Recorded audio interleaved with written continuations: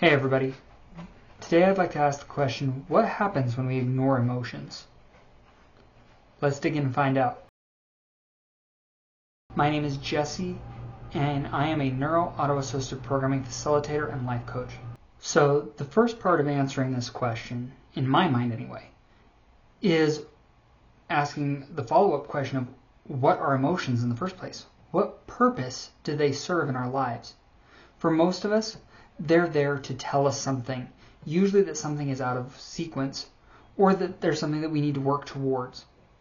Whether it's love, anger, fear, joy, hatred, or simply discomfort or frustration. All of these have a purpose in our lives.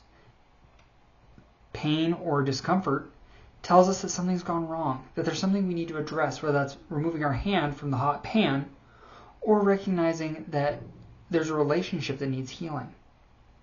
For years, I was frankly terrified of my emotions and what they would do if they got out. I had them reined in so tight that they were bottled up and pressurized beyond what most people would consider imaginable, much less healthy. And the few times that my emotions would get away from me, I had people telling me, you were flat out seeing red. There was no stopping you. You just blew up. And I was afraid that my emotions were this powder keg waiting to explode, just waiting for somebody to light the fuse.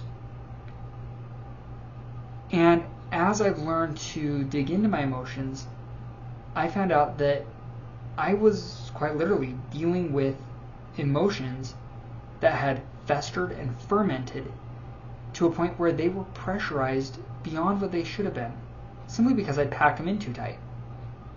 Whereas if I allow them to come out in a controlled and intentional manner, they're able to serve their purpose. They're able to function by letting me know something's going on, whether that's an emotion of love, drawing me closer to somebody that I care about. Fear, that there's something that's out of sorts, that there's something that's not quite right.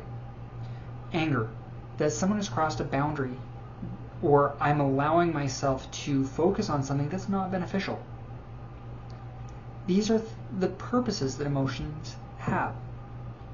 So how do we deal with it? How do we lower those walls and begin letting the emotions out and lowering the pressure without exploding? If you've already exploded, most of us know that for a while anyways, the emotions don't have that same demand because the pressure's been let off. But it doesn't hold. So if that's the case, you may be in a spot where you can start taking the reins and intentionally starting from square one, or at least close there too. If you're dealing with or trying to avoid an explosion, let me help. First step is going to be, what are these emotions trying to communicate, or what were they trying to communicate at the time that they happened? Meditation is a good solution, at least for me and many that I've spoken with. You can also turn those emotions into a power source that you can draw upon. If you're feeling detached from your emotions, maybe do a meditation, investigate. Where did they go? Where are they hiding? Or are you just burned out that you've let the emotions run the race? Maybe the chemicals in your brain that drive emotion are just so overused that you can't recognize them anymore. And so again, start small. Find out, what is it that has been pressurizing you for so long? How can you express what you're feeling to those around you? Start by putting a name to it. If you're feeling pent up and cornered, are you frustrated? Are you angry? Or are you excited with nowhere to go? By putting a name to it, you then take control. And you can then ask that emotion, what is it that you are trying to communicate? Once you know what it's trying to communicate, you can do something with it. You have the information. It's available to you. And then you can take action. I invite you to put this to the test. If you think I've gone off the rails, call me out. But try it for yourself. See if your family members don't want to be around you anymore.